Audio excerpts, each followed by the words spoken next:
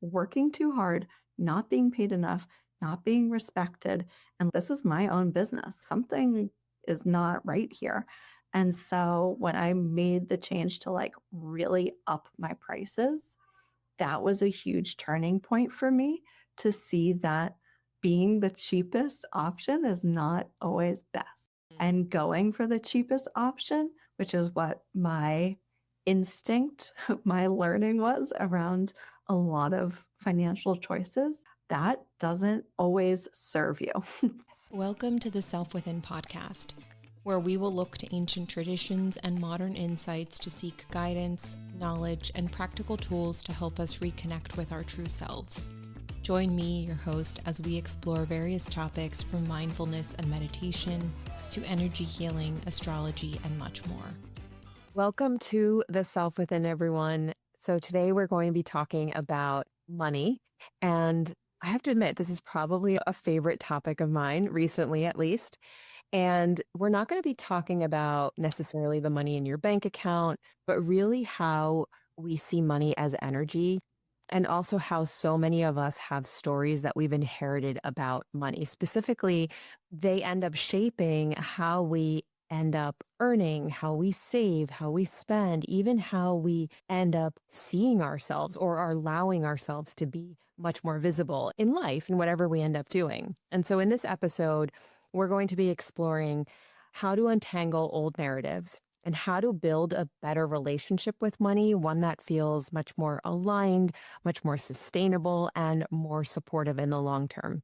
So joining me today for this conversation is Sonya Highfield, who is a two-time business owner. She is the host of Wealthy in Pajamas podcast and a wealth and expansion coach for creative and intuitive-driven entrepreneurs who want to build profitable businesses doing what they love. She also offers soul guidance through Akashic record readings alongside business and mindset coaching to give clients the most holistic approach to reaching their goals and being happy humans along the way. Welcome, Sonia. Thank you so much for having me. So excited to be here. I'm so curious, how did you end up even deciding to be a wealth coach in the first place? I'm sure you have your own money story, so I'm like really interested to get into that. Yes. And I think the most important thing for everyone to know, as I've declared myself a wealth expansion coach, is what wealth actually means. This was a really light bulb moment for me when a friend told me the original definition of wealth is the condition of well-being. Oh, Yeah. okay. So that shifted things for me. I was already coaching. I started my career as a photographer. That's what I thought I was going to do forever. And then I got really a call from the universe to help other creatives and specifically talk about money and mindset and pricing yourself and being able to use your skills. And I was helping people with money because everyone showed up wanting to make more money. But what I realized was that we were doing much deeper work. It was never about the dollars for the most part.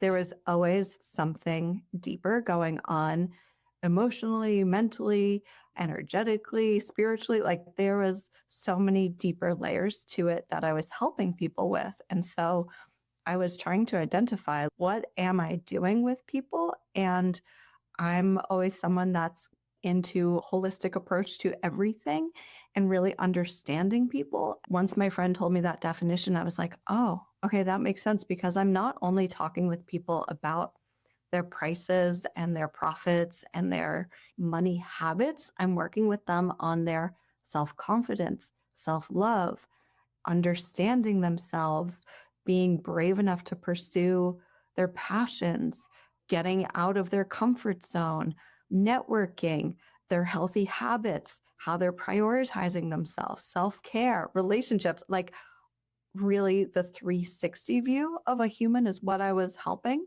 And that definition of wealth, I was like, that's really what I'm here to help people with, is become their wealthiest selves by taking that holistic approach to creating and crafting well-being in every area of their life and business. Oh, yeah, that's so interesting. I probably have never looked up the definition because I think we all just think we know what it means. We're like, oh, yeah, of course. And it's so easy to relate wealth to money because, Mhm. again, and I've said this like before in another podcast where it's the thing that feels tangible. It's the thing that we can see.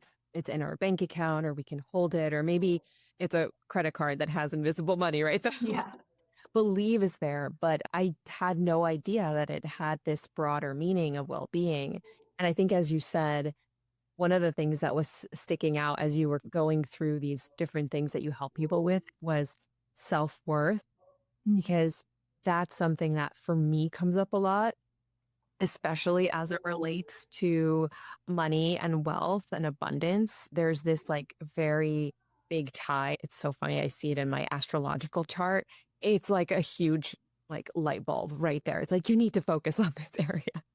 So the self Yeah. worth one is a big one for me, at least.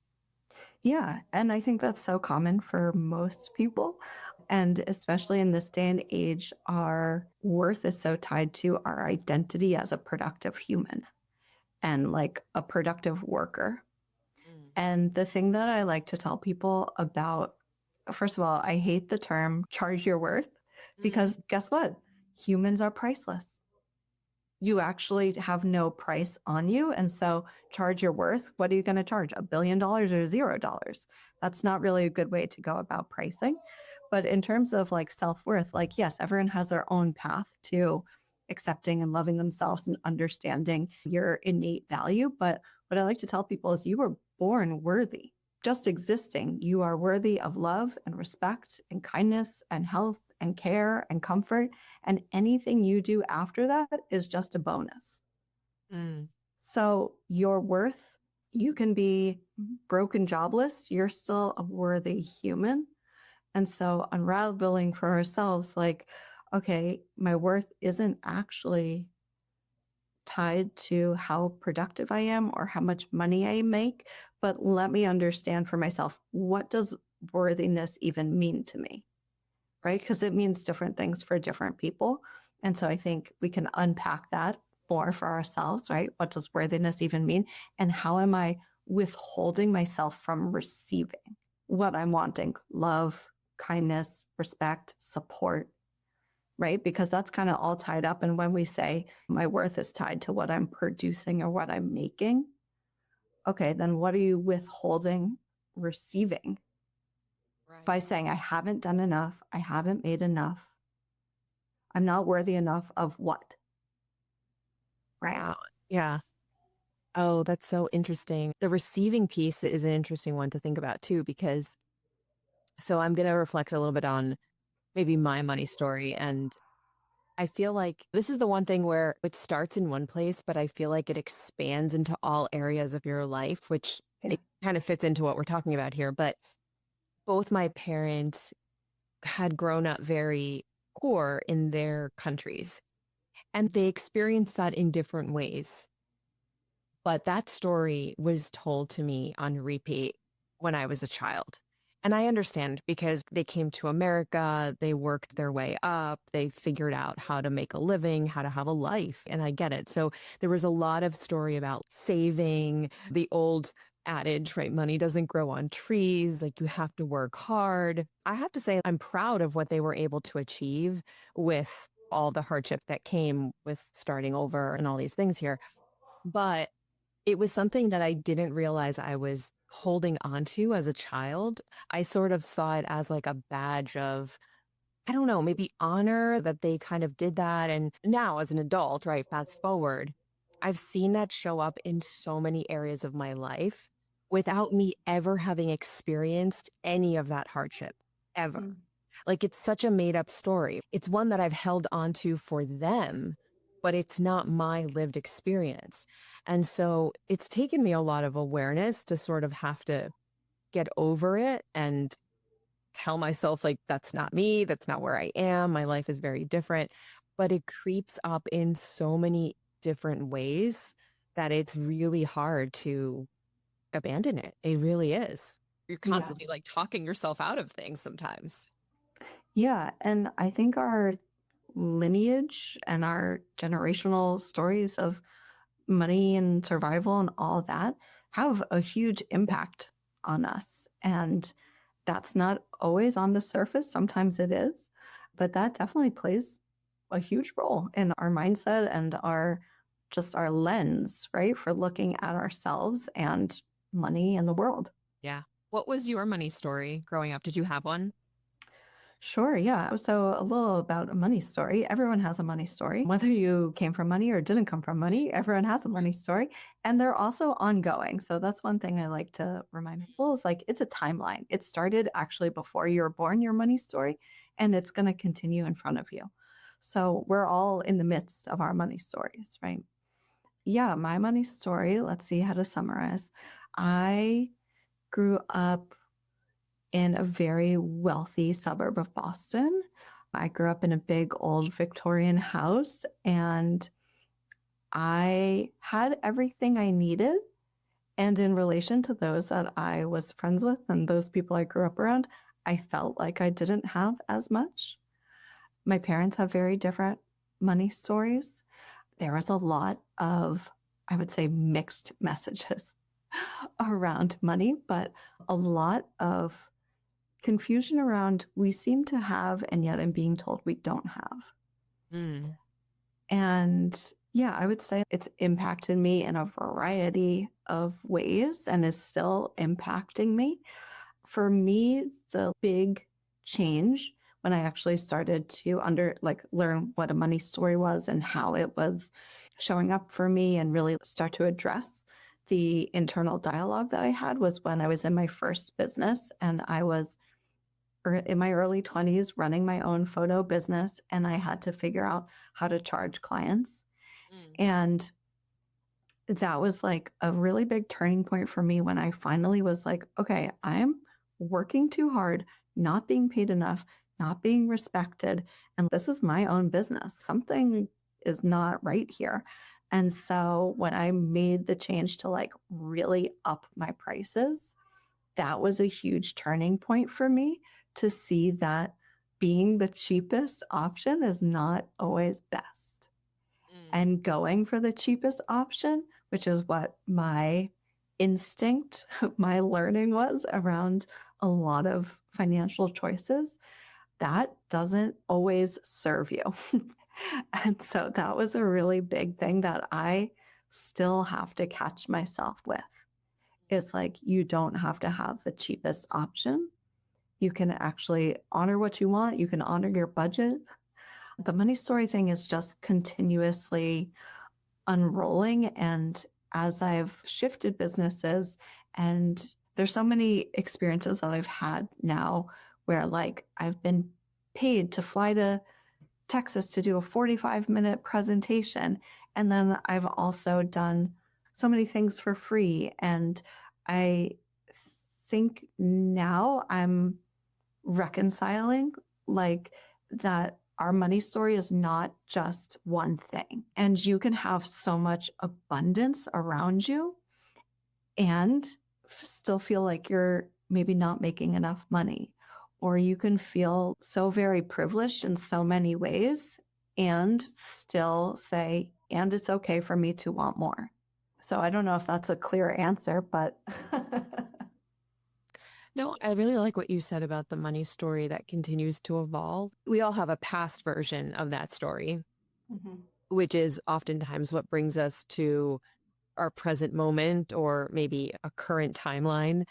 But I think as we're learning about ourselves, as we learn about wealth and abundance and what that actually means for us, for our family, we start to rewrite that. And I think that probably leads me to my next question, which is how do you end up helping people shift out of these subconscious patterns that they might have around wealth? I don't even want to talk about money anymore, right? Because I feel like it is so much about this well-being piece that you brought up in the beginning.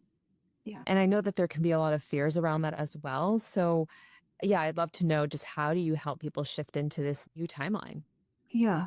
There's a couple of things that we can go to right away, which is kind of like the obvious of like, what did you learn in childhood? What was your experience with money? What were you told? What was your experience first working, getting a job, all that kind of stuff? But this is, I would say, really where the intuitive part of my work comes in, because a lot of times people don't even necessarily know. And I think this is where a lot of people get tripped up. They're like, I feel like I have a money block, but I don't know what it is. And you can do all kinds of journal prompts and investigations for yourself and learn a lot about yourself and what you've picked up from your family, friends, society, media, all that stuff that's influenced your money story for sure. And then there's those pieces that are really unique to each of us. And a lot of times, what can be seen as a healthy habit for one person is actually a harmful money habit for someone else. And so I would give you a couple examples because I feel like that's easier to illustrate and to say there's not one answer for everyone. And this is why my work is very like bespoke and customized to people, because there's not one solution of like, oh, you just need to charge more, or you're just not confident, or you have a lack mindset. There's not one solution for everyone. A lot of times it's under the surface. There's one woman who, before she even became a client, actually, we were just talking in the DMs. She had seen me give a talk on money mindset and reached out, and she was saying, I know my work is really valuable, and yet I cannot seem to charge more than this certain amount, more than 5K. I cannot get myself to charge more, and I don't know why. And without knowing anything about her, what intuitively came to me was, oh, did you have a coach or someone you invested in and you paid them 5K and it wasn't worth it? And she was like, yes, that's exactly what happened. I'm like, okay, so in your subconscious, in your mind, you're saying if I charge more than 5K, it's not going to be worthwhile for people. And she did come work with me for a little bit. And some months later, she messaged me and she was like, so I just made $52,000 in 3 days. I'm like, cool. Cool. Seems like you've broken through that block. Yeah. Right. And I had another client who also came from immigrant background, really like poverty childhood. And she was an artist and she was really great at saving money. But for her, that was actually part of the energetic block for her receiving more, because she was actually hoarding money in a way that she wasn't taking care of herself, and therefore able to put herself out there and elevate herself for the opportunities and, yeah, like the clientele that she was actually capable of receiving. So we did this whole energy healing on her to understand, okay, if the money's coming in, but then it's just staying there and you're not like replenishing yourself. And we had to work through like these energetic layers of her money story to say, it's okay to spend money on yourself, to take care of yourself, because it's going to come back in. And if you're hoarding it, it's not coming in, because that's a form of lack as well. Oh, interesting. And so for her, shifting that, she received a 6-figure art grant to create a public piece of art. Like, she got opportunities that were wild, like mind-blowing. And we worked together for a while. So that wasn't like the only thing, right? But it was that piece where like I could not have thought with my logical business brain about why is saving money bad for you in terms of being able to receive more. You have to go and do the intuitive, energetic piece of it to really get to the root and make those big shifts. And then I don't want to be one of those people who's like overnight, but a lot of times my clients do have these experiences where we do that deep, energetic, intuitive work. And then overnight, yes, things do shift. The hoarding piece, that has really stuck with me. And I want to dissect that a little bit. Like the rational part of my brain understands it. And I'm like, wait a second, let's talk about it some more. Right? Because your energy is saying, I'm afraid I'm never going to get more. I have to hold on to this because what if the money stops? So that's also a version of lack, right? Of thinking more is not going to come in. Yeah, that makes sense. So yes, saving is healthy, but if it's a detriment to how you're taking care of yourself and nurturing yourself and allowing well-being in other areas of your life. Okay, if you have $10,000 in savings, but all of your clothes have holes in them and you don't feel good about going to show up for networking events or getting on camera, or you're embarrassed of your hair, but you're not going to get a haircut, right? Then like it's impacting you in negative ways. So it's different for everyone, right? Where some people really need to learn to save money. Yeah. Right? Because their lack is actually coming from like, oh, money comes in and now I need to spend it all because I need to have nothing. Okay. Yeah. I see that now. And I see the different money stories that can come in to play with there. Yeah. So you can be saving money and be in abundance, right?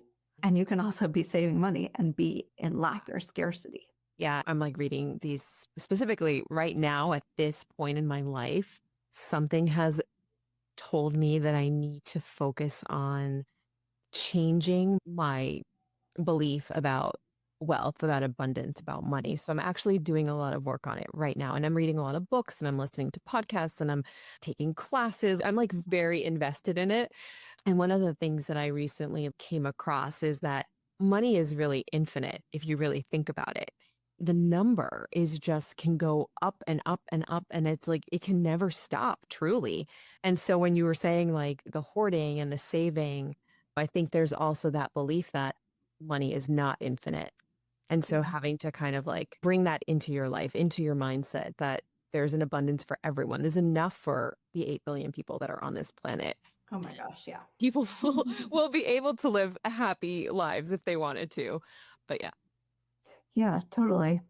There is also, if we're like kind, compassionate, conscious humans, then there can for sure be that duality of like, well, why do some people have none? And I can believe that money's infinite for me or that whatever it is. And that will send me down a spiral for a while for sure. Like, I don't know if there's a one clear answer for that. But one thing I do like to remind clients of whenever we're having that moment of like, oh my God, enough isn't coming in. When's the next client going to come? Is that you can always look back and say, okay, even in those times where I was really feeling scared or like desperate for money, it may have not come in the timeline that I wanted, but more money did eventually come in. Another job, another client, some opportunity always did end up coming in. And so there's things that we can do to, I think, kind of like accelerate that timeline sometimes. But a lot of it starts with shifting the energy and the mindset around it, right? Of like, oh yeah, it always comes.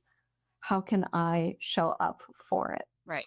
Just from like an entrepreneurial perspective and kind of talking to business owners, I think you said this earlier too, where sometimes it's hard for people to charge more.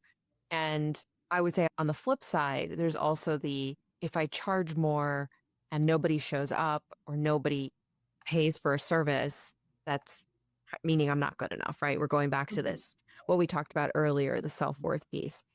So how can we like start to disentangle our worth or how we identify ourselves from our financial goals or financial decisions? You know, as a business owner, I think you have to start to put a stake in the ground and just say like, this is what it is. And sometimes it's hard to do that, especially when it does come to charging more. Yeah, there's multiple layers of this.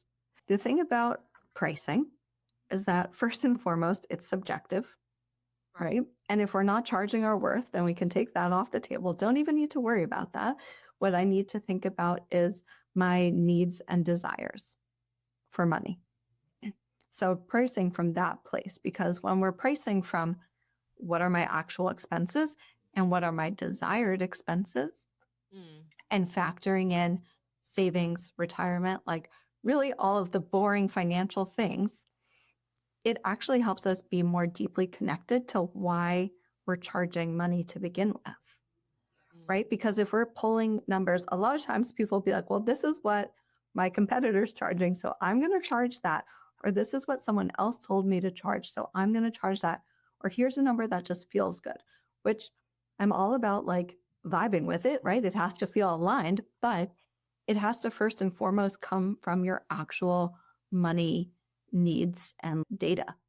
And so when you're connected to that, I think that really brings a lot of confidence because you're like, oh, yeah, this is just so I can take care of myself, pay my rent, take care of my kids, buy gifts for my family, donate to causes I care about, have a retirement fund. When you're like buoyed by all of that information about why you're charging your prices, it makes it a lot easier to not negotiate and to not discount yourself. But people pleasing is a big part of why people don't charge more, because they're afraid of being rejected and because they say that they want to be accessible. Saying things like, I want to be accessible or I want to be affordable don't really mean anything, because that means something different to everyone. And a lot of times, I want to say there's no wrong price to charge unless it's not working for you. And so if you're not able to sustain the business, then guess what? You don't get to keep showing up and helping people. You don't get to keep doing your purpose work. So it really screws everyone if you're not charging what you actually need to sustain and thrive and be able to show up and give back and take care of yourself. But the people pleasing can definitely come into like the raising prices, being scared. What if all my clients get mad? What if they leave me? All of that. And you know what? On one hand, it feels very personal. And on the other hand, it's not personal if you approach it from, here's what I need. I would love to work with you. Does it fit in your budget? Yes or no, right? And that's always what it is. Sometimes people have reactions that feel personal and they really shouldn't be projecting their stuff onto you, but that's what it is, because someone saying, I don't have the budget for that doesn't actually mean I don't see the value in it, or what you're doing isn't worthwhile, or what you're doing isn't worth the price. They're simply saying, I don't have the budget for that. They can say it in a variety of ways that might sound a little different, but that's really the underlying factor. And they may be holding on to shame or fear or lack or whatever judgment around their own money story. And so recognizing that everyone is showing up to financial interactions with a money story, I think creates a little bit more like compassion when you're receiving those yeses and nos. And the other thing that I see really big-hearted business owners mess themselves up with is thinking that I'm here to help people, and so the people I'm helping have no money. Right. And as a human, it's great to want to help people that don't have funds. That's an amazing thing to be considering, but not as a business owner. As a business owner, you need to consider people who have funds, right? That makes sense. And guess what? People who have a lot of money and people who don't have a lot of money also need healing, art, connection. Everyone actually needs the same things. And so if someone doesn't have the budget for your thing, cool, that's great. I'm sure they can get it somewhere else. And if you're not making any money, then you don't have the opportunity to give things away for free, to create scholarships, to donate to causes you care about, to create a free podcast. The concept of like not charging what you need is just a really good way to go out of business and not be able to help people. Like you said, it ends up funding other things that you want to do in a way that you can give back. And I'm glad you mentioned the piece about either believing that your client doesn't have any money or wanting to help. But I find that oftentimes in the community of healers and people that are doing like more spiritual type work, Yeah. oftentimes they are giving a lot of stuff for free. And I think one of the things that I remember learning early on is that money it's an energy. And in order for there needs to be an energy exchange when there is some type of an interaction, like actual healing work that is being done. It's great to do things for free. And maybe if they don't have it, you can think about bartering, things like that. But there still has to be some type of an exchange for the work that was done. Like you said, I don't think it's serving them, and it's definitely not serving the client either. It's just not really serving anyone in the long term, maybe short term thinking, but Yeah, I think in the spiritual business realm, there is definitely a lot of judgment and a lot of people who will say you shouldn't charge for spiritual work, you shouldn't charge for healing work. But guess what? Even back in the days when everyone was sitting around the village fire, if someone was going to the healer, like they would bring an offering. There was still an exchange. It wasn't money, but there was some kind of exchange. And because they were living in community, there was a giving and a receiving. There was a back and forth. It was a symbiotic relationship. And so, same today. I'm someone who, like, I don't want to shame anyone for their choice of how they offer their gifts to the world. Yeah. So, if you want to charge $5 for a tarot reading, go for it. I don't think that actually takes away from people who are charging $500 for a tarot reading. I'm not saying that the value or the quality is actually any different because, again, it's subjective, right? And there's like a whole bunch of variations within that. But I think that there's great offers and help and support at every level of budget. And there's a lot of people that do things for free. If you can't afford something, there's something for everyone. And also, there's a lot of high-end healers. That's fine too. Right. I know we've been talking a lot about charging and kind of, in a way, building your revenue, but beyond that, what are other things that entrepreneurs can focus on to build this sustainable wealth or sustainable well-being? So, a big thing is building your business around your brain and body and lifestyle desires. A lot of people end up burning out because they're trying to emulate someone else's version of a successful business. A lot of times that comes down to like your business model. Like, how are you setting your business up? What are the hours that you're working? How much you are charging, right? Because burnout can happen in a variety of ways, right? It could be mental, physical, financial, emotional, spiritual, right? It can happen in a variety of ways. And so thinking about your well-being in every area of your life is really key. But a lot of times it's being brave enough and bold enough to say, this is how I do business. This is what works for me. I do calls or I don't do calls, or I only work these hours, or my sessions are this amount of time. I always recommend that people set things up so that they are offering the most powerful thing that they can offer within a set time frame. So your healing sessions don't need to be 4 hours, even though that can be a powerful experience, right? If you're like, I can do 90 minutes and then I'm exhausted, right? So like, great, do what you can do in that time frame. I think really just so many people show up looking for permission to do what works best for them. And guess what? You run your own business, so you get to choose.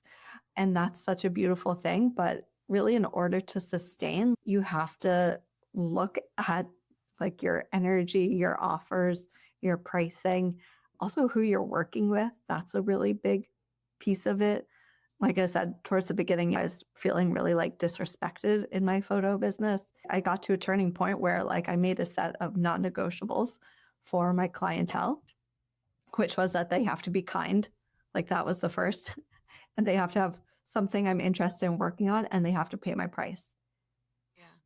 And those were my non-negotiables. And I think so many times people start a business and say yes to everyone, which like same, but then they forget to update. Like, oh yeah, I actually get to make the rules now. I get to say no to people.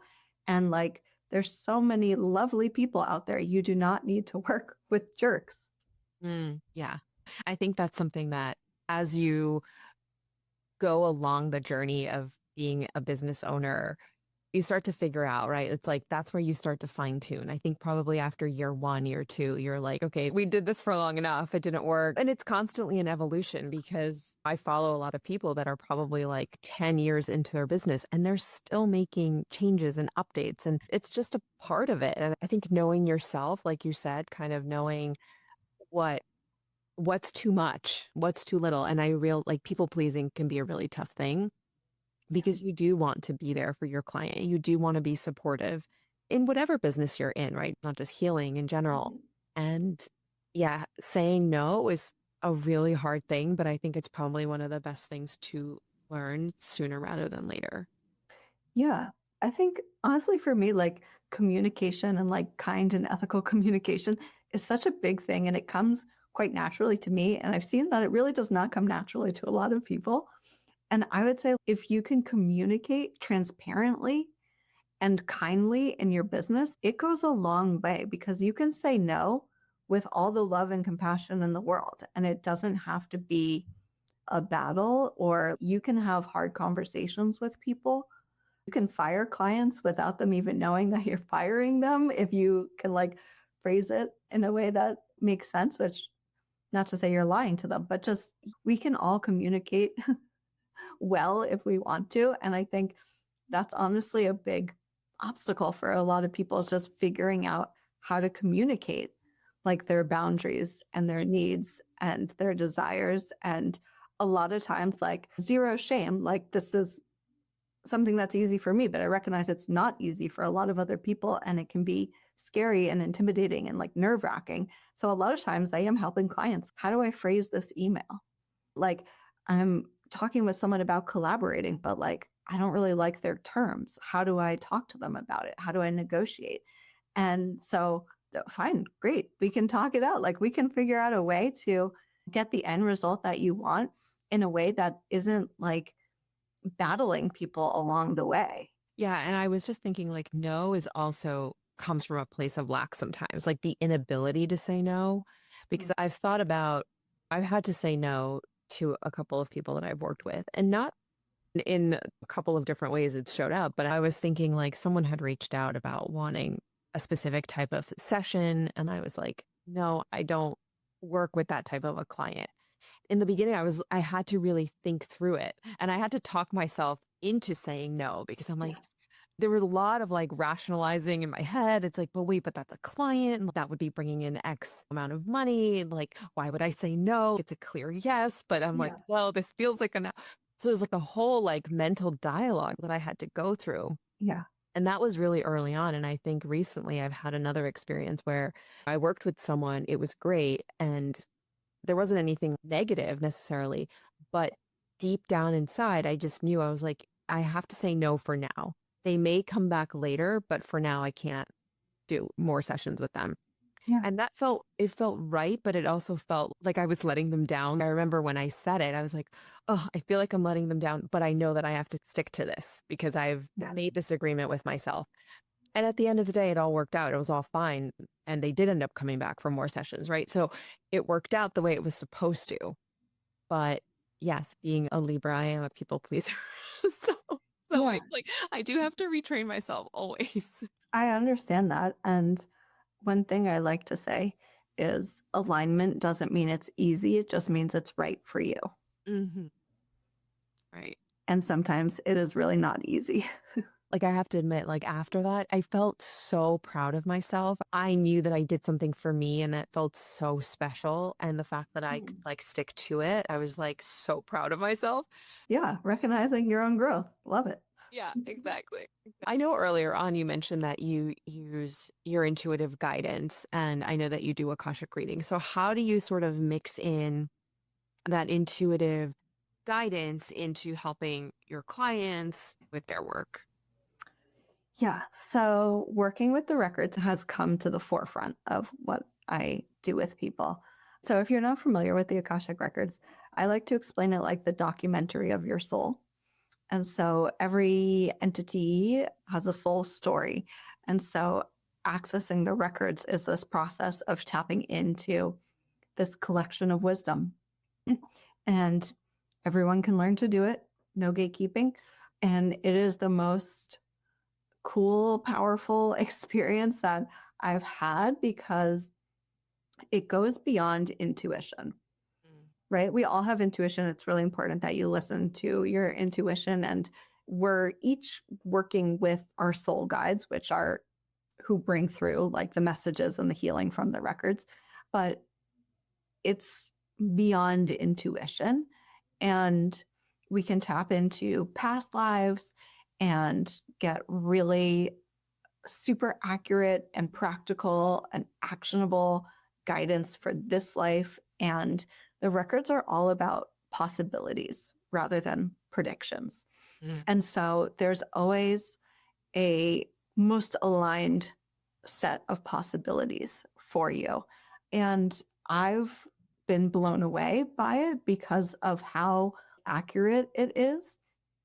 And because when I'm helping business owners who are stuck with something or figuring out like how do they format their offers, or there's this illogical fear that they have of being seen, right? We can go into the records and get to the root of it. We can get this depth of information so that they can better understand themselves, accept themselves, figure out how to heal themselves, figure out how to grow, figure out what actions make sense, adopt new mindsets. It is just the most powerful thing. And so it goes so far beyond what, again, like my brain and my intuition alone can offer someone. And so I really see it as a disservice if I'm not doing this work with someone that I'm coaching. Yeah. And as you were talking about the Akashic records, I was thinking like, so is it just woven into a session, or do you start there and then you kind of build it in, or is it just kind of, it comes up whenever you feel like it needs to come through? When I'm working one-to-one with people, we can do it either way. Sometimes we just start off in the records and then can talk through things. Other times they want to like talk about stuff or strategize things, and then we go into the records. But really, it can just all kind of flow together. So there is a process that I use to open their records. And so whether I do that at the start or in the middle of a session, it is what it is. With my membership community, we do calls every month for soul guidance and coaching. And for that, we always start off in the records. And it's just like the most supportive and clarifying like tool that I have. But I think coaching is still really a valuable complement to it, supplement to it, because then I can bring in specific tools and resources and my own experience. I've been a business owner for 14 years. I've done all kinds of things. I can connect to people in my network or groups that I know. And so it's amazing to get the very like customized guidance for them and then be able to pair it with my own knowledge and bring my kind of like coaching business brain to the table. Got it. And now I know you said that there's no like gatekeeper, right? Like anyone can access it. If someone did want to access the Akashic records on their own, is there an easy way to do it? I would say. Yeah. So, I mean, you can Google and you can go on YouTube and find Akashic Records meditations and things like that. What I use and have found helpful, but it's not the only way, is something called the Pathway Prayer, which was channeled by a woman named Linda Howe. She has books on the Akashic Records. And that's how I intentionally access the records. Sometimes I add in my own little like jazzy openings, depending on what feels right. So it's not the only way, but that is kind of a standard way now that I know of to access them. A lot of times people, and I felt this too before I like formally learned about the records, felt like they were tapping in. You might feel that way. What I suggest for everyone is if you feel called to the records, notice how you feel called to learn about them. Does it feel good to go find a meditation? Does it feel good to go read a book? Does it feel good to like just kind of do your own exploration? What I found was I felt like I was kind of tapping in, but I didn't really know what the records were, everything that was contained in them. There's so many layers and different ways to access past lives of these different things. And so I found it very helpful to have a teacher that I learned from, and I got certified to read the records for myself and for other people. And not that I don't think certification really means it much of anything, but I found it very helpful to have some information and guidance around how to access the records, and also a chance to practice and to kind of talk through what I was receiving and practice reading for other people so that you could validate. Because while you can get very specific information for yourself that you can validate, there's also just like really amazing, cool, big things that can come through that you're like, am I crazy? Did I make that up? Is this the thing? And to be able to have a mentor, a teacher, a guide, someone who can help you kind of process is really helpful. And the other thing that I learned from my teacher was not to spend hours on end in the records when you're first learning. And that's something I've seen some other people who are kind of exploring on their own be like, oh, I'm exhausted from the, I'm like, spend like 10 minutes a day because it's infinite wisdom. There's so many things that you can learn and explore and all this stuff. And if you're kind of like exhausting yourself by it, like that's too much. That's not the point. It's a very gentle and healing experience to be in the records. Anytime I do a reading for someone, I literally walk away feeling like rejuvenated and lit up and like re-energized. But that's because I'm doing it in a time frame that is like a healthy time frame and having energetic boundaries around it. So there is a process for opening the records and closing the records. Okay. Yeah. You have your own container for it. Yes. Mm-hmm. Yeah. I had an Akashic record reading recently. And to be honest, I was trying to think like, had I had one before? And I don't think I had. And it was very insightful. It was very insightful. I had my set of questions. And by the end of it, I was like, oh, I'm left with so many more questions. And I was like, okay, I'll just reserve that for like another time. But I walked away with some really like good information that I think has helped me shift just the way I've been perceiving things or the way I've been doing certain things. And so I was like, oh, this will be really nice. I do want to go back into it though. Yeah. Well, come in for a session anytime. Yeah. Yeah. I know. I'm much more of a, to your point, like how do you learn? I love learning with a guide. I'm happy to start off with a book or start off with like a YouTube thing, but afterwards, it's always nice to have the guidance of being able to ask someone questions live and also get their experience from doing it and their methods and what worked, what didn't, tips and tricks and all those things. So yeah, I love that. Yeah, totally. And I will say, like, when I got called to the records, it was really just this instantaneous thought that came into my head of, I need to learn about the records now. And so I knew a friend who had taken this class with this woman, Dottie Lamoureux. She was the teacher. And so I signed up immediately and I just did her course. And I actually did not even read a book or anything like the book that was she suggested for this class.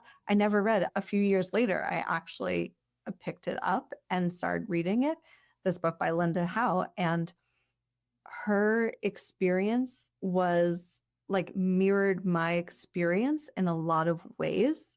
But I think, again, like intuitively, I wasn't at that point like when I was taking the class to read the book, you know what I mean? And so that's why I just like to recommend listen to your intuition for how you feel called to connect, because maybe some people will go right to the book. Other people will just want to learn or have a session, or that's my invitation. Yeah. Yeah, totally. So if there was like one thing that you would want people to walk away from this conversation with, what would that be? I think my biggest takeaway that I would love people to embrace is that listening to your intuition is the most logical thing you can do. Yeah. And if you let that guide you, then you will create your own blueprint to wealth and success and joy and thriving. Yeah. And sometimes that intuition will just lead you to a certain path or something that still needs to be addressed. I mean, that's what I felt came up for me. Like, I want to learn about wealth, not just from the traditional, like what you have in your bank account type of thing, or like the basics. Like, I want to see it from all of these different perspectives. And I'm loving it. I'm so into it right now. I signed up for this course where I'm like totally learning about stock. Who knows if I will ever invest in the stock market? I just want to be knowledgeable about it. So if someone likes something, I'm like, oh yeah, I know what that means. I know how to read a stock chart now. You could talk to me about candlesticks. They'll tell you I love it. I mean, I would have laughed at myself if that was the future me said to the older me. You're going to be learning about this. I'm like, what? No way.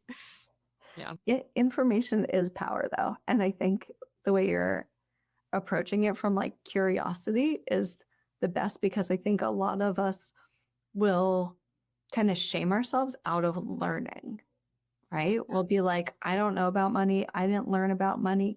And you're like, wait, there's all these resources. There's all these people that are teaching things. I can go learn, right? I can just go explore. I don't have to become a day trader, but I can still learn how the stock market works. And like, Yeah. cool, let me just explore. And I think that's a super valuable characteristic. Well, the thing that prompted me to take this course is I was reading this book called Rich Dad, Poor Dad, and it has some like really valuable insights in there. And it's really forced me to think about like how I teach my kids about money and things like that. But one of the things that he says in this book is pick a job where you're going to learn instead of what you're going to earn. And that landed for me so deeply. I was like, whoa, what do you mean? You know, because I never thought about that, right? Like, I remember like when I first got out of college, I was like, okay, what am I going to earn? We spent all this money on me going to college, getting an education. Now, what can I earn to sort of make it back, right? Yeah. That was kind of my thinking. And I'm like, man, if I would have had that different mindset of what am I going to learn? And that's how I chose my career and the jobs that I would pick. I mean, who knows where I would be now, right? And I'm like, oh, I would love to instill that in my children. It's like pick a job where you're going to learn something and you don't have to stay there for a long time, which that's a completely different thing. I think there was a time where our resume was totally built on the number of years that you've spent at a place. Yeah. And I think we're shifting out of that where a lot of the newer generation is sort of like jumping around to different places and it's starting to be a lot more acceptable. Yeah. And I think that's the mindset of learning, not just focused on earning. And maybe it's a combination of both, but that's Totally. been a lot for me. Yes. I think they're calling that the portfolio careers really? now. Yeah. Where it's like, yeah, like you're doing a variety of things. And I think it's so uncommon these days to stay in one job forever. But I love that approach of where can you learn? And I'm just thinking about this now for the longest time. What's that Shakespeare quote? Like, you're a master of none. Oh, yes. Jack of all trades. Yeah, there we go. Jack of Yeah. all trades, master of none. So I forgot where I heard it or who. But that's not the full quote. That's the thing. So, yeah, so I had been living with that quote for so long. I mean, like a decade. And I always felt so bad about myself because I had all of these interests. I was always kind of jumping around, doing a lot of different things in my job. And I remember I had a boss a long time ago that was like, you should just stick to communications. And I was like, oh, that's really good advice. Like, yeah, I should probably just stick to this one thing. And again, at that time, I was a firm believer of jack of all trades, master of none. So I was like, yeah, that makes sense, right? I'm going to be a master of none if I don't stick to one thing. Years later, I discover that is not the entire quote. And do you know the entire quote? Because I can't think of it off the top of my head right now. I'm going to actually look it up. I don't know. It's jack of all trades, master of none, but something or something is better than none. Okay, so here it is. A jack of all trades is a master of none, but oftentimes better than a master of one. And that was it. I think I discovered like the full quote. It must have been like 3 or 4 years ago. Like it's brand new to me, the new quote. Yeah. It's liberation for all of us multi-passionates. Oh my God, it was so much freedom. I was like, oh, I felt so guilty for so long. I'm allowed to be into all these different things and it's not bad. So, yeah, that was a big one. I'm like, who cropped this? Who made the decision to crop this quote? Yeah, no, I think that's impacted so many people. And I feel like just to kind of zoom out a little bit at the like timeline and history that we're on right now, I feel like there's really this shift back to local, community, in person, know your neighbors.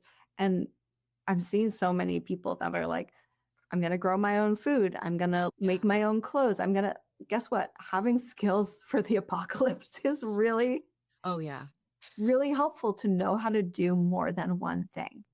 Yes, that's true. That's true. So, Sonia, tell me a little bit more about how people can learn about you or work with you. What are your offerings?